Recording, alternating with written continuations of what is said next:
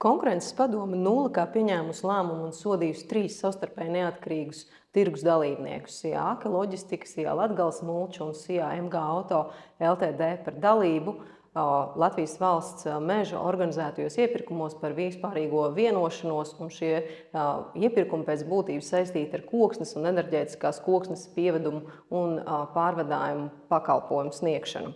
Šajā gadījumā mums īpašs prieks ir par to, ka sākotnējo informāciju mums sniedz tieši pats pasūtītājs, kas pamanīja šīs pirmšķietamās karteļu pazīmes savos iepirkumos un sniedz informāciju par tā sauktajiem sarkanajiem karogiem, piemēram, par to, ka šajos iepirkuma dokumentos ir pamanāmas viena tā pati persona šajo iepirkuma dokumentu rekvizītos vai identiski, piemēram, finanšu iesniegtie piedāvājumi un citas sakritības. Tā kā mēs esam tiešām gandarīti, kad šo pārkāpumu mums palīdzēja atklāt tieši pasūtītāja līdzdalību.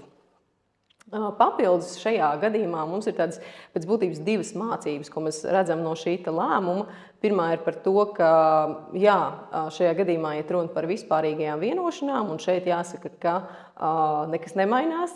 Konkurences likums ir spēkā arī uz vispārējām vienošanām, un šis vienošanās aizliegums attiecās tikpat labi kā uz vispārējiem iepirkumiem kā tādiem, jo arī šeit ir konkurences moments, un šī pēc būtības tāda atlases kārta šiem pretendentiem, lai turpinātu dalību jau pašā iepirkumā.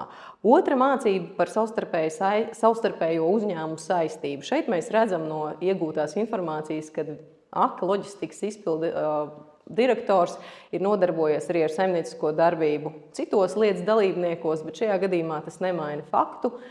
Konkurences likuma izpratnē visi šie 3 uzņēmumi ir atzīstami par neatkarīgiem tirgus dalībniekiem, līdz ar to uz viņiem arī attiecās šis vienošanās aizliegums un visi no tā izrietošās sekas. Papildus jāsaka, ka bez šīm pasūtītāja sniegtajām indikācijām par iespējamo pārkāpumu Konkurences padome, protams, izveica arī efektīvas procesuālās darbības, kā rezultātā mēs ieguvām arī papildus informāciju, kas pēc būtības apstiprināja sākotnējās bažas par pārkāpumu, jo mēs noskaidrojam gan to, ka visus 3 piedāvājumus ir gatavojis viena fiziska persona, kas ir Ake Loģistikas darbinieks, gan arī mēs noskaidrojam, ka faktiski visi šie dokumenti tika iesniegti no vienas un tās pašas IP adreses. Rezultātā Konkurences padome konstatēja šo pārkāpumu un piemēroja arī visiem 3 tirgus dalībniekiem naudas sodu, kas ir vairāk kā 163 000. Bet sīkāk jau par pašu lēmumu lasiet Konkurences padomes mājaslapā.